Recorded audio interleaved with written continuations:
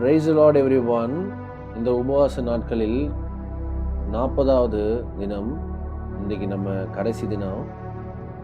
இன்னைக்கு இயேசு கிறிஸ்து தன்னை சிலுவையில் அறையும் போது கூட எந்த அளவுக்கு இரக்கமாய், எந்த அளவுக்கு அன்பாய் இருந்தார் என்பதை நம்ம பார்க்க போறோம். லூக்கா 23ஆம் அதிகாரம் 34வது வசனம். அப்பொழுது இயேசு, பிதாவே, இவர்களுக்கு மன்னியும், தாங்கள் செய்கிறது இன்னதென்று அறியாதிருக்கிறார்களே என்றார்.